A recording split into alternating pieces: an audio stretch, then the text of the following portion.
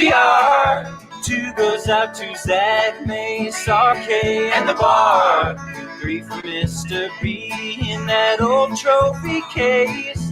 Number 4 we're still waiting for. Well, bring on the chase. Out on the field, a mile high, Broncos win is our desire. Couple with a breakfast crew and a friend bleed orange and blue to the bitter end. Come and join us at the DNVR.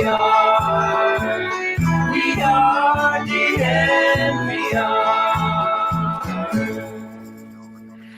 Oh, Zach, don't you just love learning lessons and winning football games at the same time? Whew, oh my goodness. I think Broncos country, Ryan, is still catching their breath, making sure their heart is still pumping. And look at the Denver Broncos on a 2-game win streak, Ryan. 2-game win streak. Drew Lock is back. Phillip, Lindsay is back. And the entire narrative around this team has shifted in a 4-hour period. Zach, there's a lot of things you can criticize, and there's places you can go with this game, but we'll get to that eventually sometime. But honestly, right now, I don't give a damn about those things because the Broncos at one point were 10.5-point underdogs in this football game, Zach. That means that Vegas didn't think they had a chance in hell to beat the New England Patriots. And they went in there and they stomped on Cam Newton. They hit him all day. They made him uncomfortable. They executed a fantastic game plan on defense. Drew Lock moved the ball. He made great throws, most of which weren't caught. And they executed on special teams for the most part, mostly pointing at Brandon McManus here. And they went in there and they won a football game that no one was giving them a chance to win. So we'll talk about that other crap. But this is absolutely massive for the Denver Broncos. Well, I don't want to put the other crap to the side. No, we're putting it to the side. No, well, Ryan, but here's the thing. The Broncos had all that other crap and still won a game. Yep. And that shows me what this team could be, even in Drew Lock's first game back, even in Phillip Lindsay's first game back, even without Melvin Gordon, even without Noah Fant. The Broncos went in there, and for most of the game, they made the Patriots offense absolutely look terrible. Only 3 points throughout most of the game. The Broncos could have had way more than 18 points in this game. But Ryan, you do have to look at the whole picture here. And the Broncos dominated this game until it mattered. And then it really mattered. On 4th down, the Broncos came up big.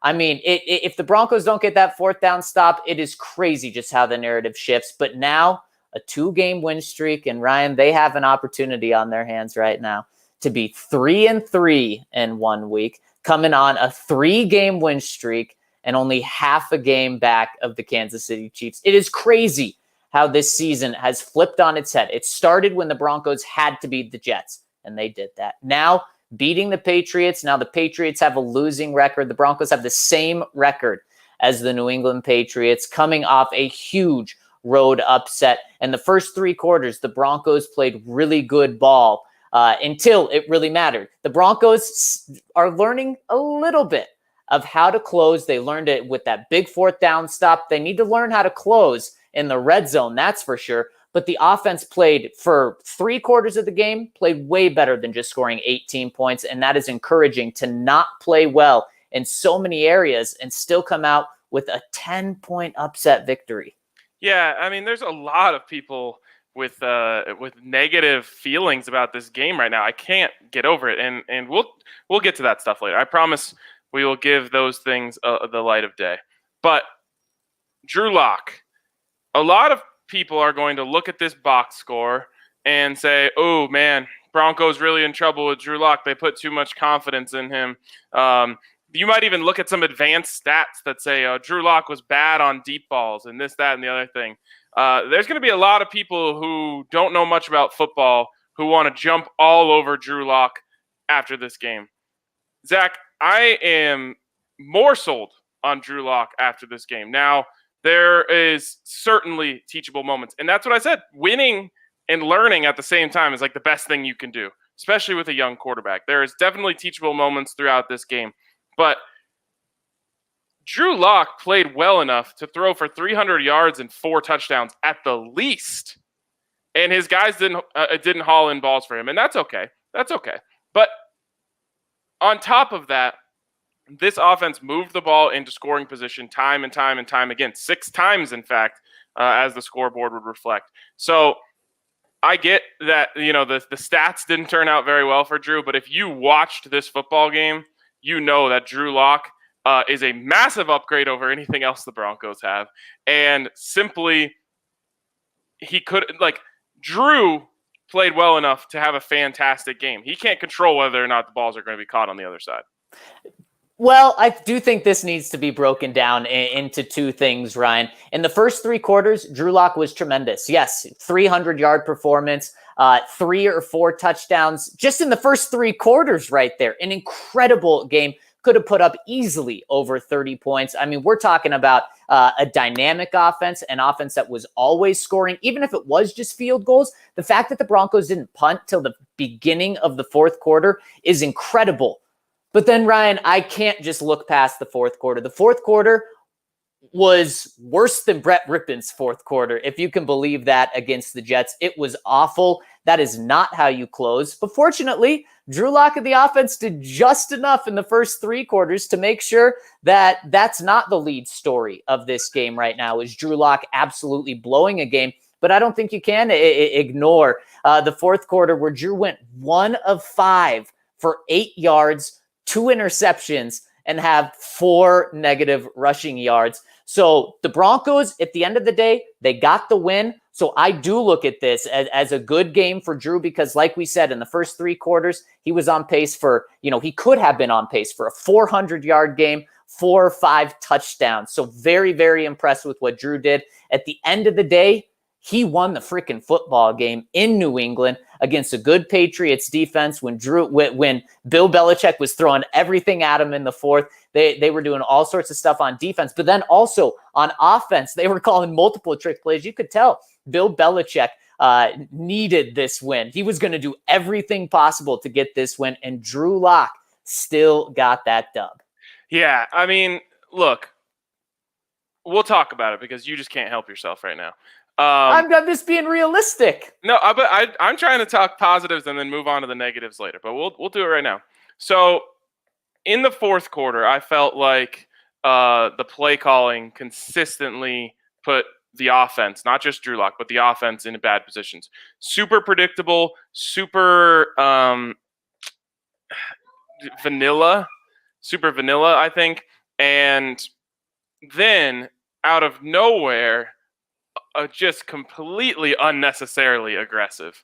If the Broncos were up 8, I would have supported the idea of throwing that back shoulder ball on 3rd and 11. I think it was, Zach. Is that right? Yep. And I would have said that's the right call there. You got to keep the ball. You got to make sure that you're not giving them the ball back with too much time. But they're up 9.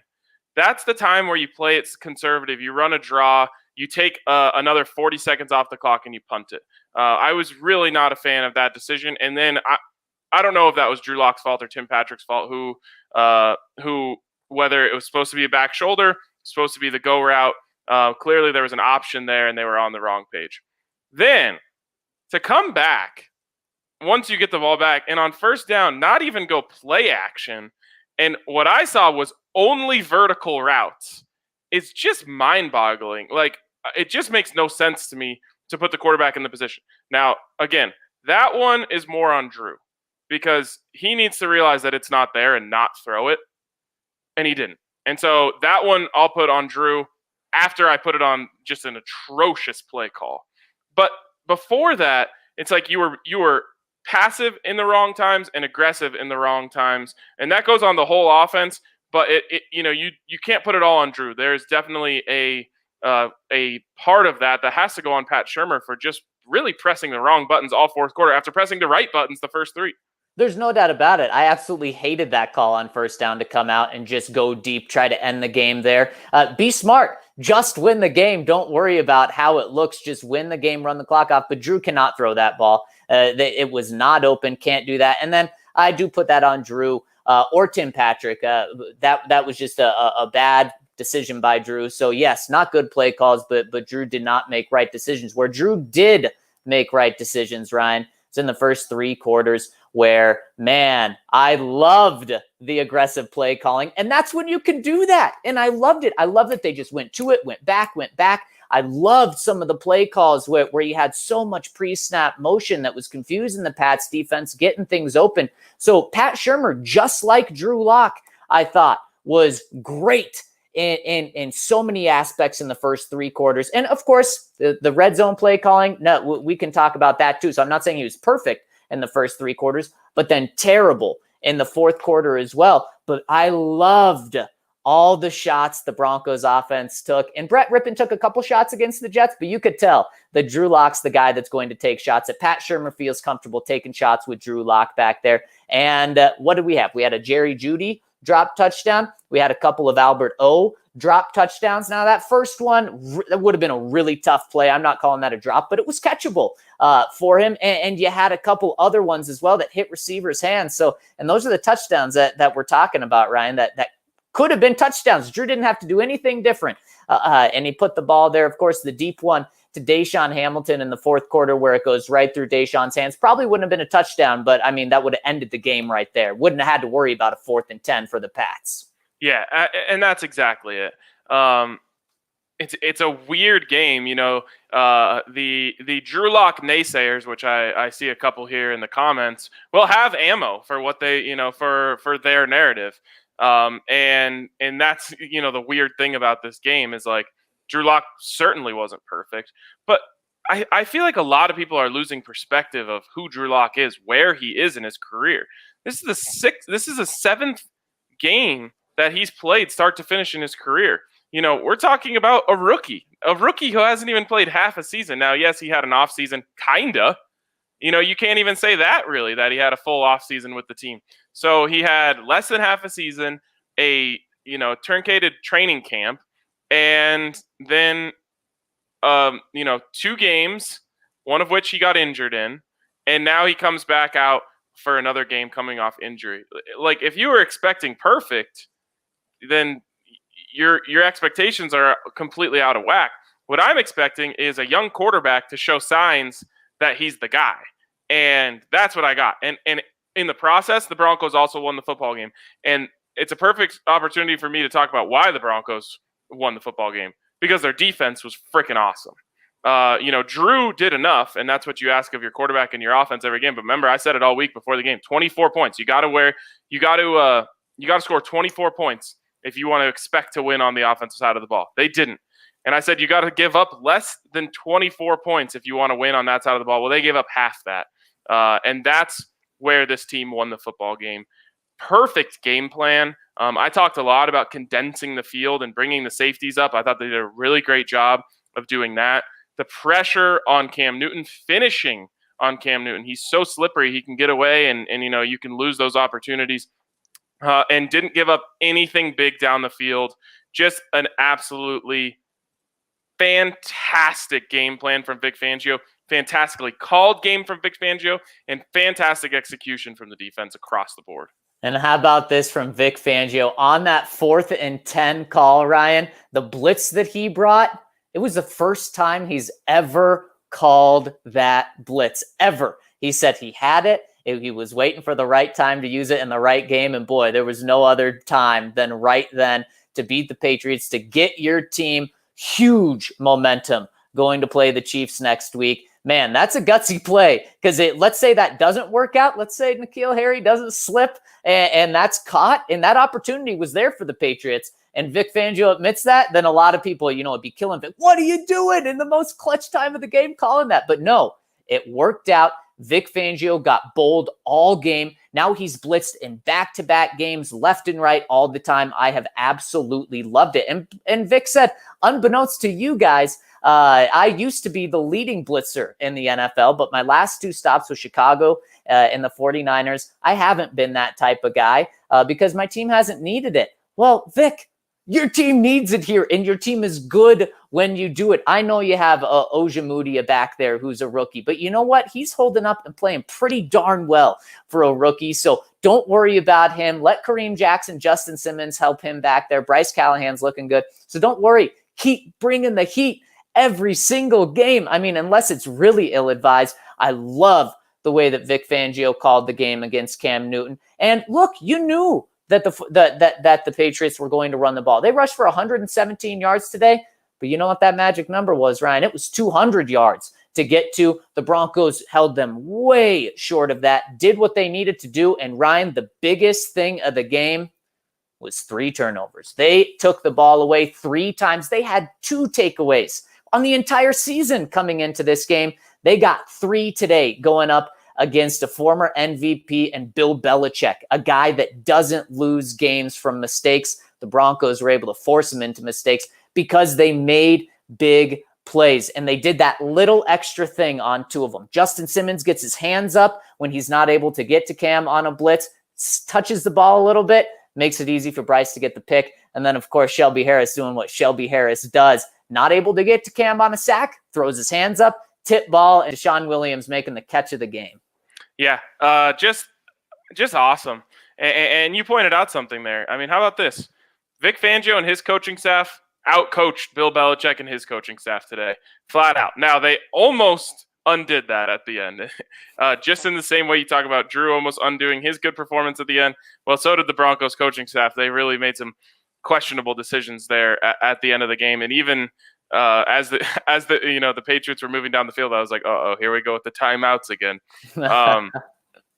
But the last person that needs to be heaped praise upon is our DraftKings king of the game. And that, of course, is Brandon McManus. Whew. 6 of 6 from field goal on field goals.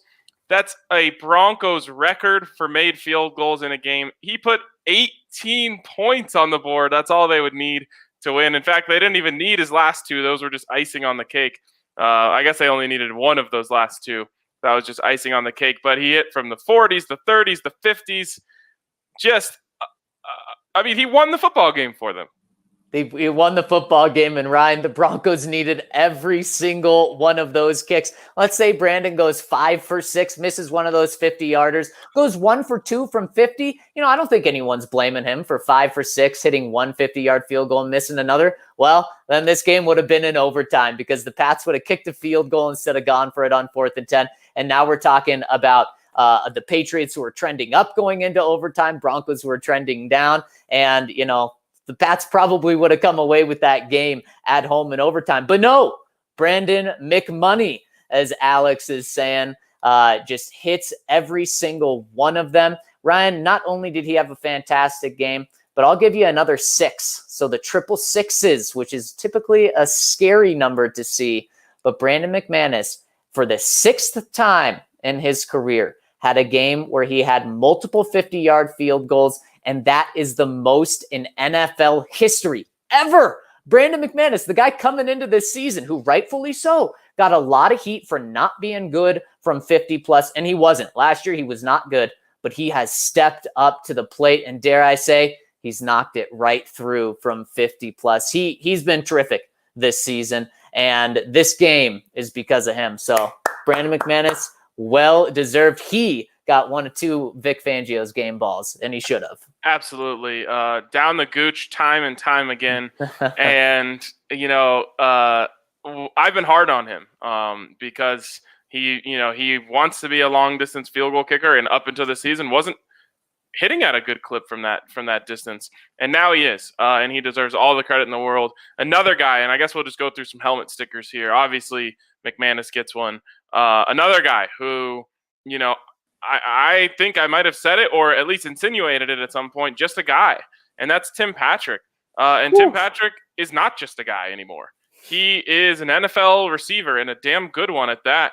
Back-to-back 100-yard games. Speaking of long field goals, Tim Patrick 100 yards was my 58-yard Hey, right on. And also, got to tip my cap. You said the Broncos were going to pull off the upset, so definitely good call. I sure did. I sure did call that. I guess I was just on fire today.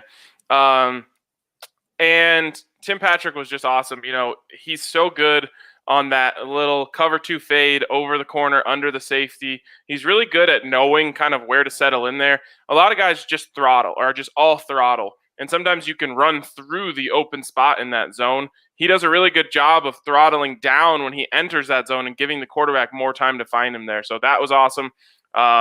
He, you know, just made big play after big play, and he just keeps making plays. So none of it was. I don't think he had any of the drop touchdown balls, did he? No, so, he did not. That's the only person that didn't. He gets a big old helmet sticker for another fantastic game. Ryan, I'm going to stick on the offensive side of the ball and slap a helmet sticker on the side of Phillip Lindsay's helmet for a 100-yard game. We're talking about 100-yard games. Ryan, Phillip Lindsay had 101 rushing yards. Tim Patrick had 101 receiving yards. Those guys really stepped up. Phillip Lindsay, I mean, the way he runs is almost like no one else in the NFL. It's just incredible how it seems like every single run could be broken off for a touchdown. He run with fire. He was very good. And you know what? He should have had more than 101 rushing yards because near the end of the game, the Broncos should have handed the ball off to Phillip Lindsay even more. And they really rode with him. 23 attempts. They weren't afraid to use him, and he still averaged 4.4 yards per carry. So Phillip Lindsay, welcome back. The Broncos desperately needed you today, especially without Melvin Gordon. I mean, people are starting to realize this, right? Like when you have Phillip Lindsay on the field, it's more valuable than having Melvin Gordon on the field. That's what Twitter was saying, Ryan. They're finally realizing. Okay, because I've been saying that since the day they signed Melvin Gordon, and it's not a knock on Melvin Gordon. It's how much I love Phillip Lindsay. He makes the offense more explosive, more dangerous. He makes it more difficult for the defense, and he just brings a different energy that can't be replicated. Now, here's the thing. Maybe the Broncos did miss Melvin Gordon today in the red zone. Maybe if they have him, that's when this game goes from 6 field goals to 4 field goals and 2 touchdowns. This is never a close game in the fourth quarter. Then we're talking about maybe Drew doesn't have one of the interceptions. Maybe Drew doesn't have either of the interceptions because Pat Shurmur says, okay, we don't need to beat the Patriots by, 24 points. We're fine with our 17-point win over them. So now we really will hand the ball off to Phil. So we're seeing maybe Phillip Lindsay. And we're not seeing, we kind of knew this. Phillip Lindsay can be a workhorse in the NFL. But maybe the compliment to him is that Melvin Gordon in the red zone, and that's why the Broncos signed him. So it's going to be very interesting to see with Melvin Gordon back next week when he's recovered from strep, how the Broncos handle this. Because, again, Phillip Lindsay topped 100 yards, which isn't a surprise, but they gave him 23 attempts, which shouldn't be a surprise, but they just don't do that with him. So I'm happy to see that when it was only Phil, and Royce also had a good game, but when it was only Phil, that they let him be the dude. All right, I'm going to hit 3 guys right now with helmet stickers that stood out to me especially. First, Garrett Bowles. He's stacking them up. His whole helmet's going to be covered here in a second. Another game with no holds. Another game where he looked like a legitimate NFL left tackle. Hats off to him. Then I'm going to go to the other side of that offensive line. Boom, DeMar Dotson. Who knew? Oh, right. Everyone except for the Broncos coaching staff knew DeMar Dotson was a better option at right tackle than Elijah Wilkinson. Again, I think he got called for that hands to the face penalty, which I thought was actually pretty ticky-tack. He did get his hands in the face, but it wasn't. It just kind of like grazed the helmet. Just another. He looked like an NFL right tackle out there, not worrying about getting him just smoked on every play. And then the third one is Austin Schlottman, who, if you didn't hear it, maybe if you had the game on mute, you would have never known that Dalton Reisner went out of the game because Schlottman went in there and filled in for him very well. Didn't make any big mistakes that I saw. Maybe on some of those runs late, he would have been one of the ones who got beat, but pretty much everyone was getting beat on those runs late. So those 3 guys on the offensive line, first of all, Drew Lock makes a big difference for them, but they also held up really well for Drew. Yeah, they absolutely did. And on the defensive side, where Ryan, I think we can just give stickers to every single one on the defensive side. Another guy I'm giving 2 stickers to, though, Michael Ojemudia. I mean, what a game from the rookie. You see rookie moments at times, but he is having fewer and fewer rookie moments every single week, showing that he is a player. 2 forced fumbles for the Rook. He's doing it right. When he gets beat, he's still right there creating plays, and that's what we saw today. Also, 7 tackles on the day. He's not afraid to get his nose in there. Man, I am just more and more impressed with him every single game. And when everyone was crushing him after the Steelers game, I didn't blame him that much. So I think he's had a fantastic season so far. Yeah. I mean, like you said, you could give it to the entire defense. I want to give a possible future helmet sticker to someone, and that's Albert Okwuegbunam. It's like so close to having one of the most ridiculous breakout rookie games you would have ever seen. Like, he probably should have had over 100 yards and 3 touchdowns. Yeah. Instead, he was kind of more of a problem than part of the solution, unfortunately. But I mean, you saw what could be there. You saw that Drew Lock knows where he's going to be and knows where to put the ball for him to go up and get it. And you just started to see the flashes. And I said it when they drafted him, and it's been thrown around a bunch ever since. You saw what could eventually be the Gronk, Aaron Hernandez situation, where just no teams have a hard enough time having one guy who can cover a big, fast tight end. Almost nobody has 2. And you just saw how Albert Okwuegbunam can work himself open. And you saw that if he finishes those plays, he's going to be a problem for defenses. And that was doing it on his own, without Noah Fant taking the number 1 tight end covering option off of him. So really excited for what could be in the future for him. Unfortunately, today it was a rookie game. He looked like a rookie. Man, and Drew Lock loves him. We knew it, but we thought maybe, okay. Well, I guess we didn't think. People thought, maybe in the NFL, he's going to be slowed down by the NFL talent he's going up against. With having, great options around him, Drew Lock's not going to look his way. No, Drew Lock was looking to him over and over in the end zone.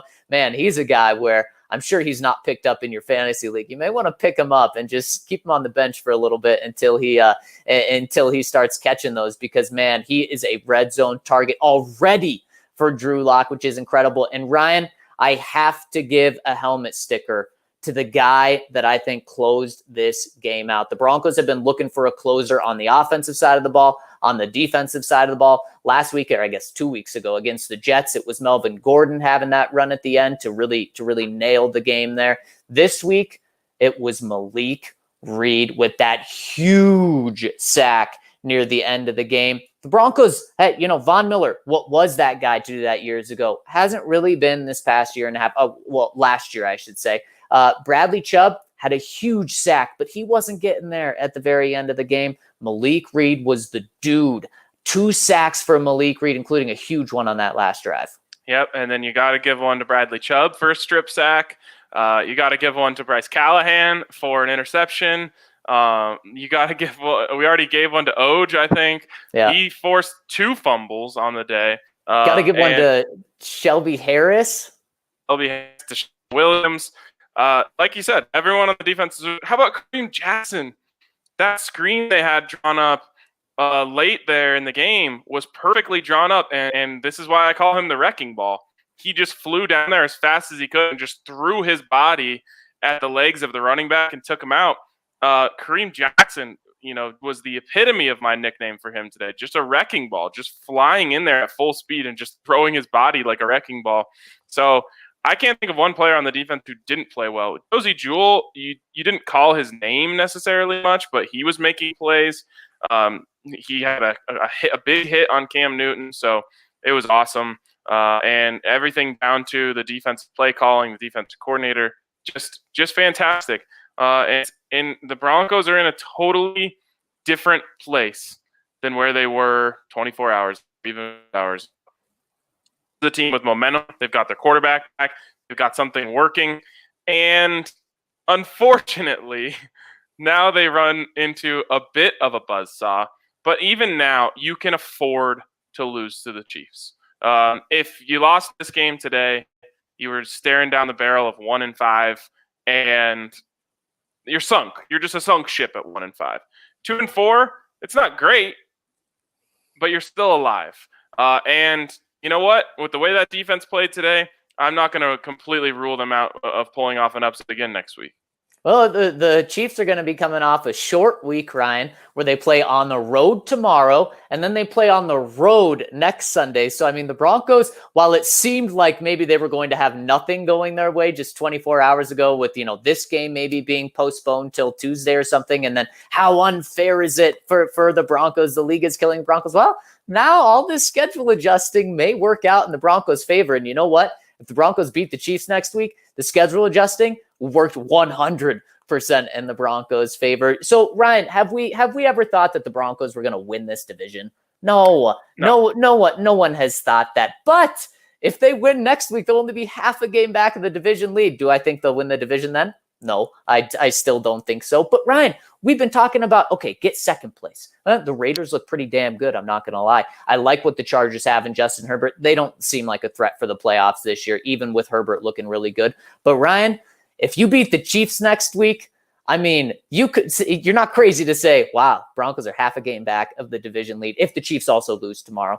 But you're not crazy to say at 3-3 on a 3-game win streak, why can't the Broncos compete for the Raiders? And heck, they don't even need to be second in the division. If you are 3-3 next week, you have a huge opportunity to be 9-7, be that 7th, 6th playoff team. The Raiders can join you in the playoffs, and there can be 3 AFC West teams in the playoffs. It's so crazy just to say that we are in this position right now. This was a huge, huge upset for the Broncos, almost double-digit underdogs at one time. And they're going to be double-digit underdogs again next week, but the Broncos just did it now. So I think next week's game is certainly harder than this week's game. But what if the Broncos kick 4 field goals next week, Ryan, and they score 2 touchdowns, and they don't have 2 interceptions in the fourth quarter, putting that on Drew and the play calling? I mean, that's why I think we do need to talk about the whole picture of this game, because the Broncos tried to blow this game.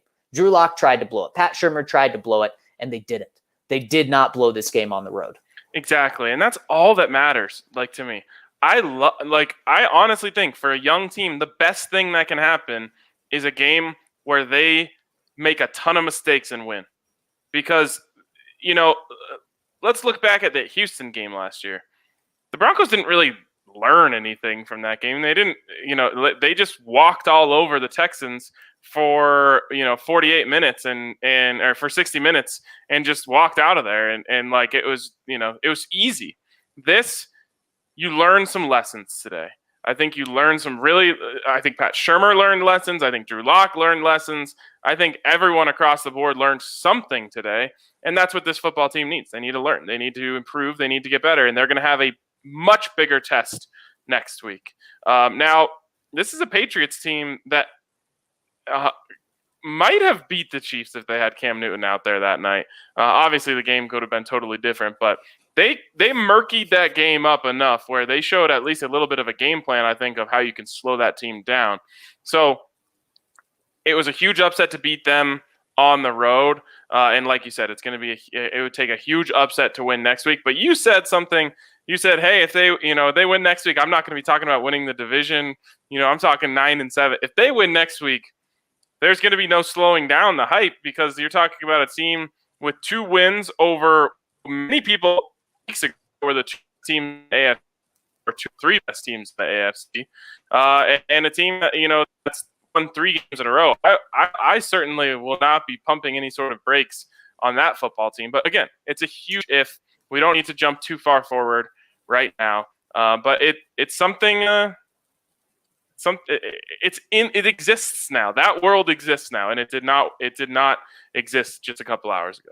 And you lose against the Chiefs. You hope that it's a competitive one, but if you lose, regardless of what it is, well, you're 2-4, you're 2-1 in your last 2 games, or in your last 3 games, and one of those losses was against the Super Bowl champions, and likely they'll be 6-1 after that game, because I think they beat the Bills tomorrow on the road, and if they beat the Broncos, they'll be 6-1. So there's no shame in losing that game, Ryan. But you've set yourself up where then you play the Chargers. Well, you can beat them. You should beat them. at home if you want to be a playoff team. Then you're 3-4. Then you play the Falcons. Well, maybe they're rejuvenated. Maybe they're better. They have a lot of talent on their team. But there's your opportunity to be 500 halfway through the season. You're going to be a lot healthier there. So that's kind of probably the realistic route. But we wouldn't be able to talk about that if they didn't get that today, Ryan, because it would have been so tough to talk ourselves into, okay, 1-5. How do the Broncos slide back in? Okay, they have to go 8-2. Here are the two. No, you can't go down that road. Right now, you can absolutely go down the road. So Drew Lock played great, exceptional for the first 3 quarters, except for not getting the ball into the end zone, but that's on the entire offense. Really didn't play well in the fourth, but at the end of the day, got the dub. And Drew Lock now, when he's played the entire game, is 5-2 in the NFL, playing and going up against a lot of playoff teams in that stretch. Of course, if you want to throw the Steelers game in there because he's technically started, he still has a winning record, 5-3, but when he's played the whole game, 5-2. You'll take that every single time. Of course, that's about a 12-4 record, by the way. Yeah, exactly. Okay, I was going to wait for Mace, but we've been waiting on Mace for a while now, so maybe he'll come in during this. I want to play the blame game, Zach. Oh. You have a pie. The full pie is 100%. I assume you understand that. Can it be an ice cream cake? Yes, it can be an ice cream cake. Good. You have to dole out blame for what went wrong in the fourth quarter. Give me a percentage of who you're placing how much blame on for what a lot of people are saying took the good taste out of their mouth with this win. I can't comprehend that. If this was college football, this was you beat a top 25 team. You just don't care how you got the win. You got the win. But a lot of people feel like they have a bad taste in their mouth because of the way things went late. So I ask you, how are you doling out the percentage of blame for the way things went? Okay, so you got to have – I need to know who's in the equation first. You got to have Deshaun Hamilton in the equation. You got to have Drew Lock in the equation. You got to have Pat Shurmur in the equation. The defense did give up a lot of points in the fourth quarter. They gave up 9, which isn't ideal, but I don't know who I'm pointing the finger on there, because the offense really put them in bad positions. I mean, is it just those 3, Ryan? Am I missing anyone big? Yeah, I mean, I guess you could include Vic Fangio just because he's the head coach. But yeah, I'm. You know what? I'm going to take Vic's any Vic's blame put on Pat Shurmur. All right, sounds good. Because we know Vic likes to stick to the defense, let Pat do the offense. So I'm probably going to go a different direction with this delicious ice cream pie. We actually probably should have gone with like a gross pie if we're delivering it out to the people that deserve blame. But I'm going to go Drew with 60%. Yeah, he gets a large piece of the pie here. Oh, I guess Tim Patrick could be in the pie too if you thought that it was his fault on the miscommunication on that route. Well, that's a good point. Just that like one's Vic, hard to. We don't. Just know. like Vic, I'm putting it all on Drew. So Tim, you get off lucky here because you have back-to-back 100-yard games. So 60% to Drew. Oh man, maybe I want to look 50% to Drew, 30% to Pat Shurmur, and 20% to Deshaun Hamilton.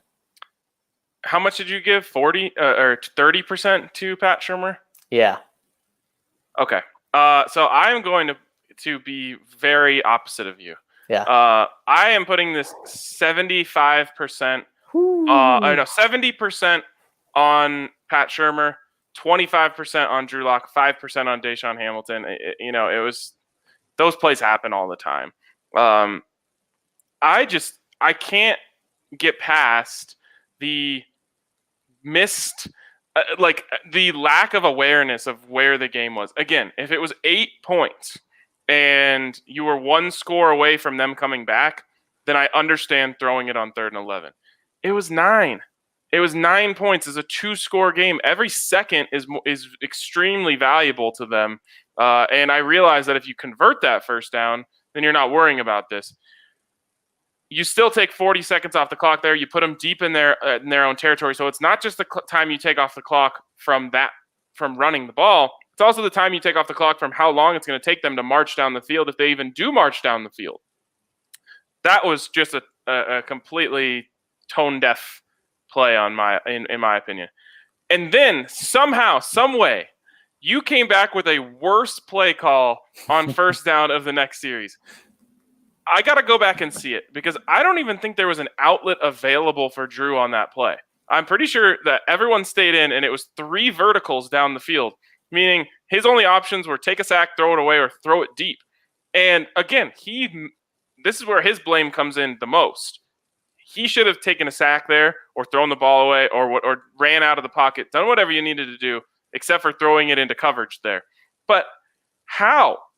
You're the coach. You're the one who's supposed to make the good decision so you don't put your players in a bad place. And I guarantee you Vic Fangio would tell you the same thing behind closed doors. That was a terrible play call. He put his players in a bad position. So it's up to the coaches to put the players in a position to succeed. All Pat Shurmur did was put Drew Lock in a position to fail there. Now it's up to Drew Lock to avoid that position. Do so. That's why he gets 5 blame, in my opinion. But we're going vertical first down.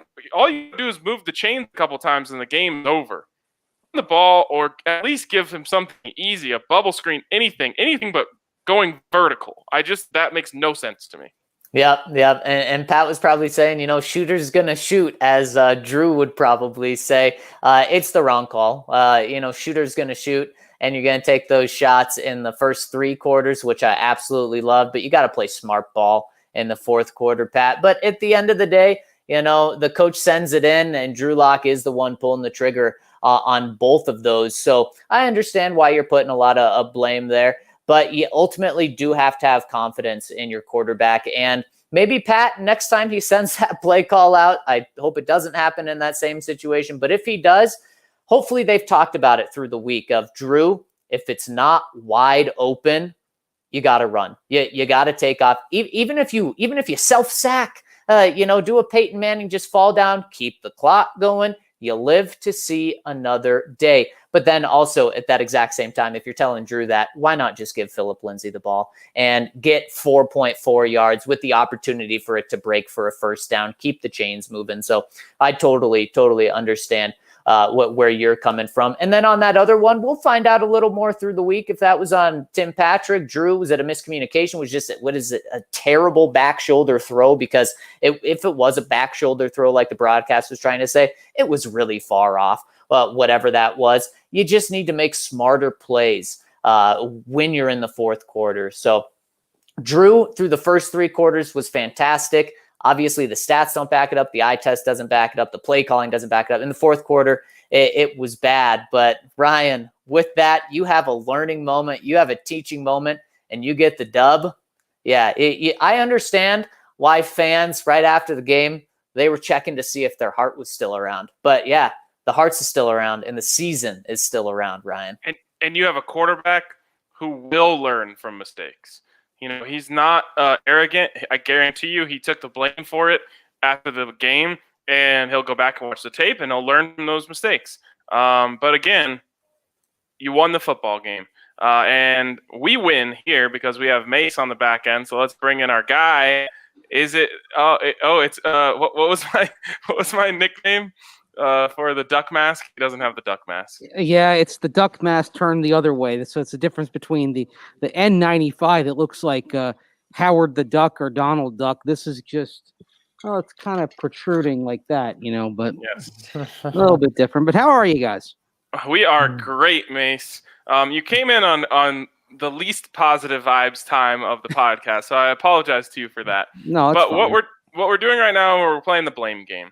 And I want to know from you what percentage you are putting on any culprits that you believe are involved as for what went wrong for the Broncos in the fourth quarter. Okay, well, I think first of all, Drew Lock, he took the blame in particular for interception number 1, the miscommunication with Tim Patrick. Now, part of that, I think, is the quarterback putting it on himself. Part of it, I think, maybe Tim Patrick didn't break back like he should have, and I'm sure they'll get into that. So a little bit. So you take that, you take the play call on the next series with the interception, and that's what I don't necessarily fault Drew Lock. I fault the fact that you're looking deep in that scenario when you are literally 2 first downs away from icing the game.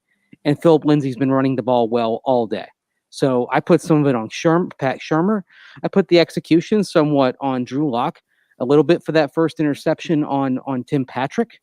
So, I mean, maybe probably a little bit more on Pat Shurmur, because that second interception, that's the one that really kind of gets into me. Like, why are you doing that in that scenario? So if we're playing blame game, I'm saying probably 50 Shurmur, 30 Lock, 20 Tim Patrick, at least for those two mistakes, specifically those two interceptions. But I mean, Deshaun Hamilton was another guy that we talked about. And then if you go beyond the fourth quarter, you talk about passes going, through arms. You talk about Albert O having a touchdown stripped out of him in the end zone. I mean, this was not a day where the Broncos pass catchers completely bathed themselves in glory. They left a lot of points and a lot of opportunities out there over the course of the game, but you do admire the aggression. You're like, okay, if they can execute this a little bit better, they're going to be in better shape. And I mean, it's a cliche, but they found a way to win, even though the passing game just did not have the consistency that you want or need to have. You still won. So Mace, I have to ask. Sorry for jumping in. I have to ask the most important question. I think. What did you think of Drew Lock in this game? How did Drew Lock do? Well, he got up when he took a hit. Remember, he had that hit when he was running in goal to go, and I thought, okay, how's he going to look? But he got up. He got up and emerged fine. That being said, he did have the drops, but he did have some throws that he missed. I mean, it was just an okay game for Drew Lock, and nothing great, nothing special. And it sort of hit me that even though the Chiefs game is next week, I feel like in some ways the more fascinating collision is coming up here in 2 weeks when the Chargers come into Denver, because I think you've got two young quarterbacks and you have one young quarterback who's playing very well in Justin Herbert and putting up some dazzling numbers, but doesn't have the dubs. Now, some of that is beyond him. And then you have Drew Lock, who now, if you have an 8-game sample size, well, 7.25 because he got hurt against Pittsburgh, but he has 8 starts. And over the course of those 8 starts, his passer rating now is a pretty nondescript 83.2. But the Broncos are 6-2, and really, I mean, you can kind of distill it down and say they're 5-3.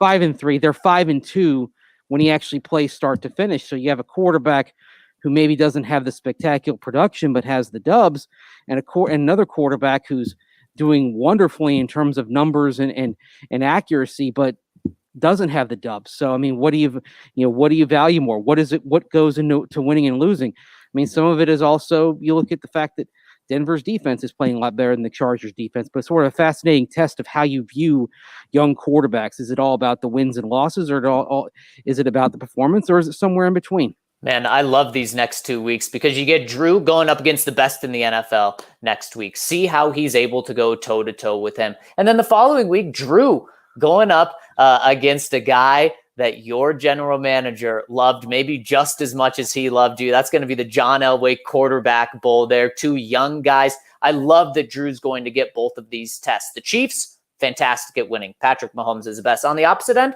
you get a very talented young quarterback who doesn't have a team that wins, and Justin Herbert isn't a winner. It's going to be great to see him go up against these two guys the next 2 weeks. It really is, and it's a big test of where he is going to fall on that stick. And I think, Mace, you made a good point. It's not all about wins and losses.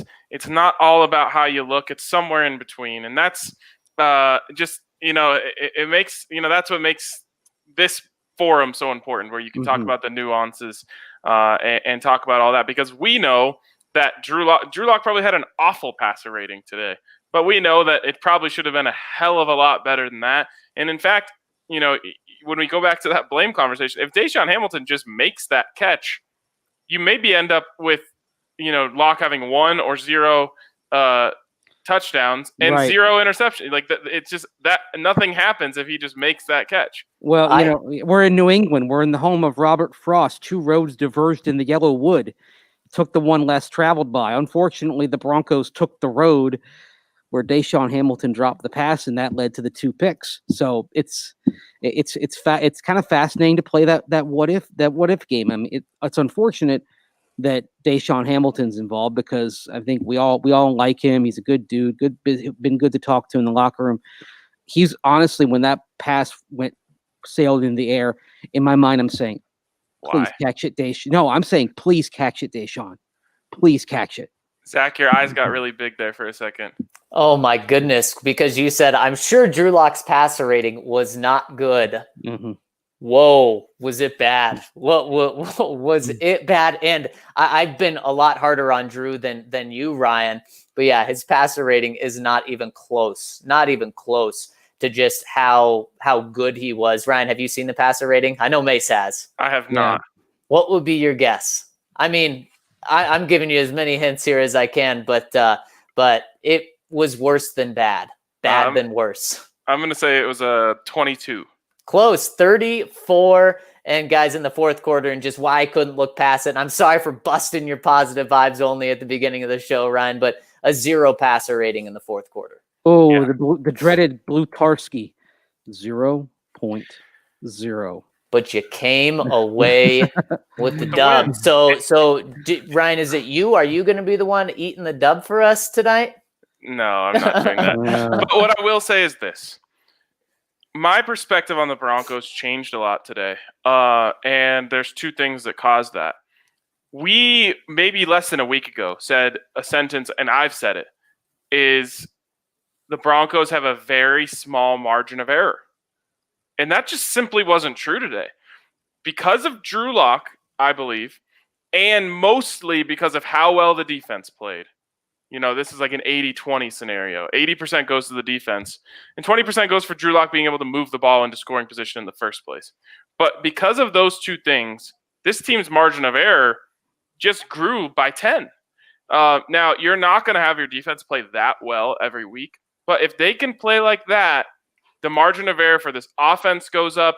The margin of error for this team all around goes up. The errors, I mean, you could make a low-light reel from this game of just error after error after error after error after error. The Broncos might have made 10 critical errors in this game and still won the football game. So when that defense plays like that, and when Drew Lock is on the field, the margin of error conversation for this team completely flips around. And the thing is, maybe not next week going up against Kansas City in that offense, but I think the defense is capable of playing like this in future weeks. And I think some of the things that they've done the last couple of games, in particular, being aggressive. There were more blitzes against the Jets, of course, than against the Patriots because you were kind of making sure that you weren't letting Cam Newton get out of control. But when they have blitzed, it has been effective. It has been timely. And even though it's not something that you really wanted when you were drawing this defense up back in the summertime, it's something that with this personnel can work. And it's certain. Another reason it can work, guys, is you're getting today. You had great play on the back end in the secondary for the most part. I mean, Michael Ojemudia was terrific. Kareem Jackson just was like a guided missile out there. At times, Bryce Callahan had a really good game. Now, plug AJ Boye into that mix here in the next couple of weeks. And yeah, you can blitz because you can count on those 4 or 5 guys on the back end to be able to hold up there into the bargain. It gives you a lot more options with what you do with your front 6 guys when you're in that 5-man nickel.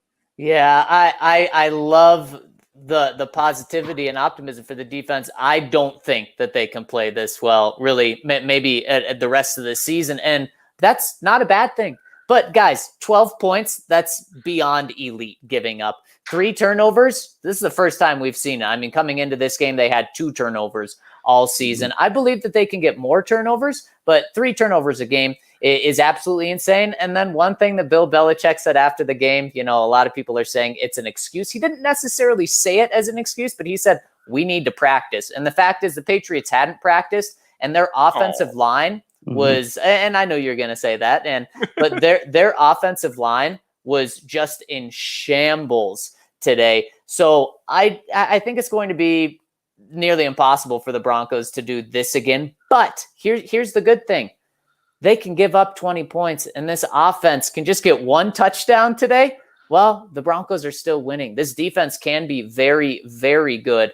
I just don't think it's realistic to expect 12 points, 3 turnovers again. But I'm very, very encouraged with the way this defense have played. And you may get AJ Boye back next week. If not, you're going to have him back in 2 weeks. Noah Fant's going to be back. Melvin Gordon's going to be back. I mean, the fact that the Broncos went in there without a lot of their key guys and got the dub is huge, with all of the mistakes we've talked about. If you just listen to the broadcast, you'd think the Patriots were the only ones dealing with injuries.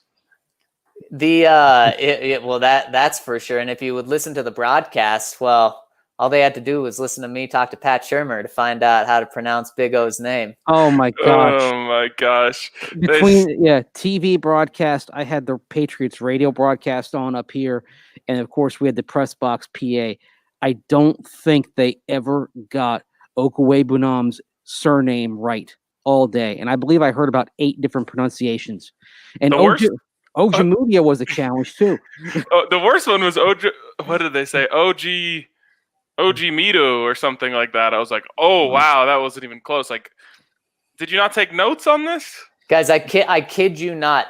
I think it was the third quarter. Of course, I was seeing all the tweets of people saying, how is this broadcast crew not pronouncing these names right? I didn't realize they weren't pronouncing the names right because the names were so far off. I thought they were talking about Patriots players every single time until I heard Okwuegbunam in the second half. And of course, it didn't sound anything like that.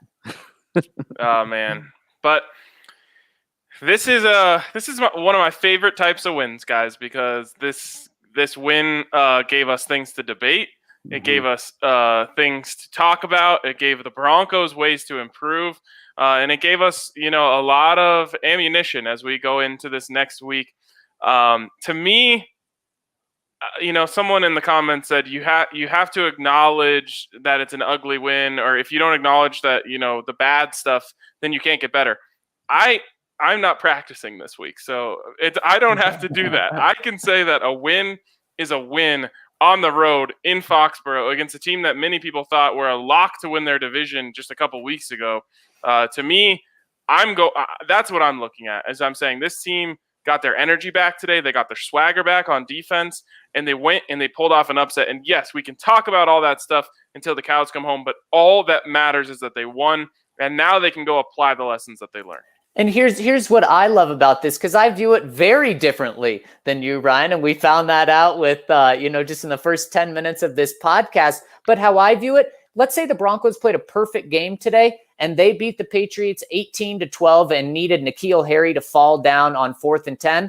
Well, then, it's a fun winning podcast. But at the end of the day, it's like, after this pod, we're like, yikes. I mean, what's the Chiefs score going to be next week? Are they even going to be able to beat the Chargers? So I view it as the Broncos played anywhere from a perfect game. We've 10 big mistakes. Drew Lock a 0 passer rating in the fourth quarter, but you come out with the dub and the season's alive. And, even if they lose to the Chiefs next week, which Vegas says will absolutely happen, the season is still alive. And it's great to, in week 7 next week, that we're not talking about, okay, don't get blown out, and if you lose, well, the season's over. The season's still alive, and that's huge. Yeah, probably comes down to that Charger game now. If you can't get an upset next week, probably comes down to Drew Lock and Justin Herbert in 2 weeks, because that could be the one that sends you on one path or the other. You beat the Chargers and you lose to the Chiefs, you're 3-4.